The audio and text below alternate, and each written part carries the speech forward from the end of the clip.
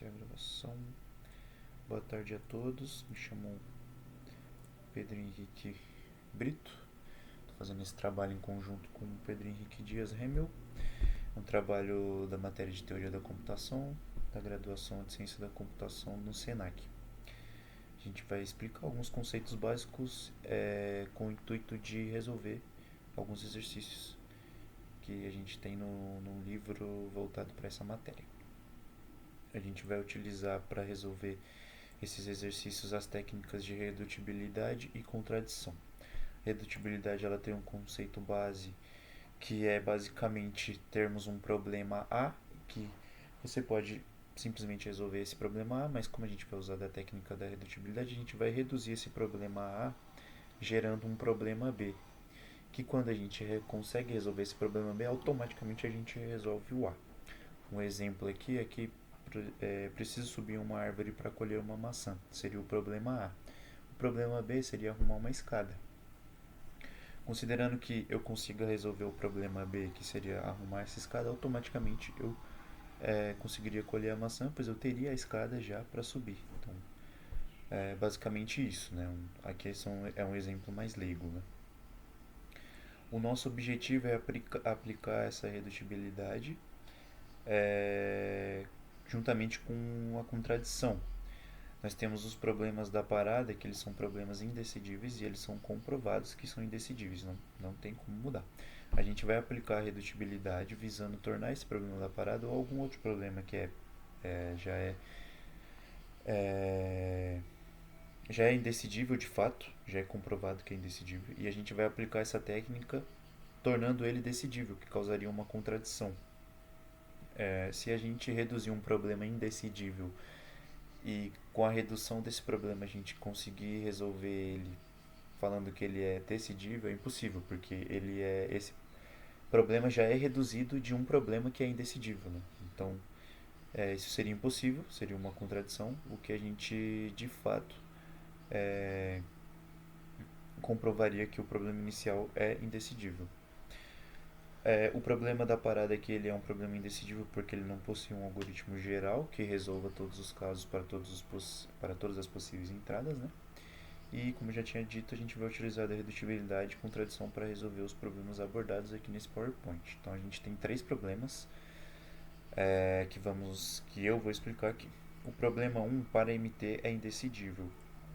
Qual a estratégia a gente vai usar?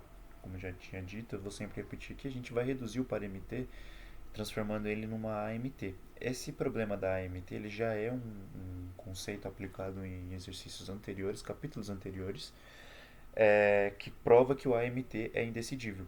A gente vai fazer o que? A gente vai reduzir o para MT transformando ele no AMT e a gente vai provar que o AMT é decidível, só que vai cair numa contradição, porque o AMT já é comprovado que é indecidível e como o AMT, que é o problema B gerado do problema A, ele vai ser indecidível, ele sendo indecidível, o problema A vai ser indecidível também, o que a gente vai atingir o nosso objetivo aqui. Então, a prova, a gente vai assumir que temos uma máquina de Turing R que decide o para MT, né, que é o nosso problema A, e pela redutibilidade a gente vai ter uma máquina de Turing S que decide a AMT. A gente vai rodar a máquina de Turing R sobre a entrada, MW, e se a máquina R rejeitar, a gente rejeita. Se ela aceitar, a gente simula o M sobre o W até que pare. Então, para ser decidível, ela vai ter que ou rejeitar ou aceitar e não pode entrar em looping, né? O que é algo muito simples. Se o R decide o para MT, ao mesmo tempo o S decide o AMT, porque elas são similares, já que uma é redução da outra, né? Visto que é uma redutibilidade. Só que isso é impossível, já que o AMT já foi provado como indecidível. Então, se o AMT, que é redução do par MT, é indecidível, então o par MT também é. Simples, resolvido. Aí nós temos um problema 2.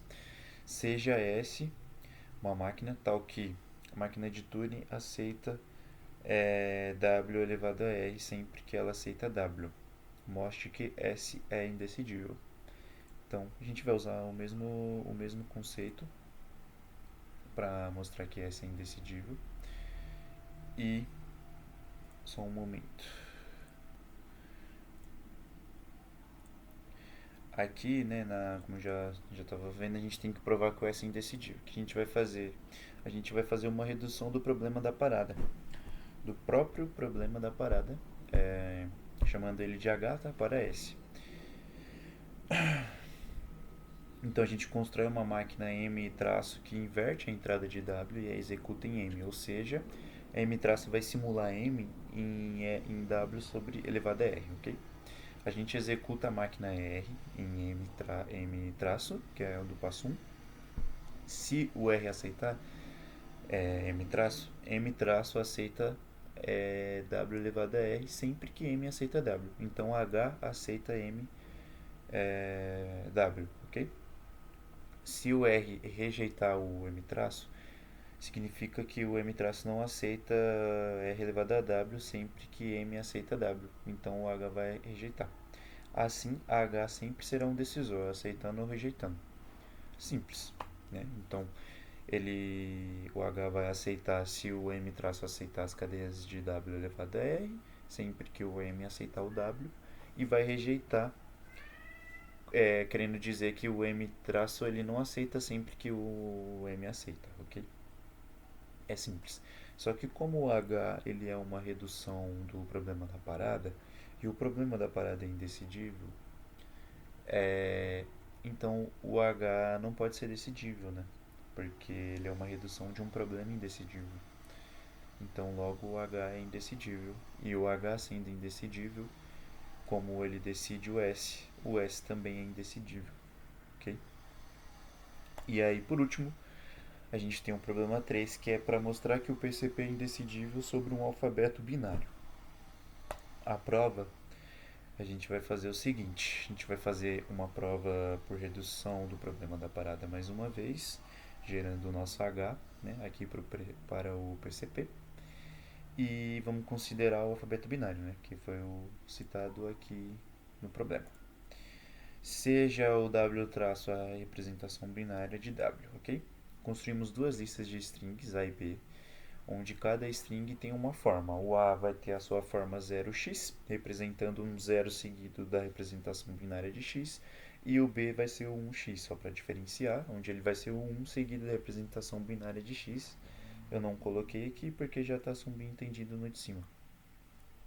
Para cada transição QI para QJ, né, transição inicial para próxima em M, a gente adiciona a sua correspondência 0 QI e 1 QJ, que seria com relação aqui as strings, né, A e B, 0x e 1x, tudo bem? Se existir uma execução de M no W, então existe uma correspondência nas strings e vice-versa, que vai resolver o PCP.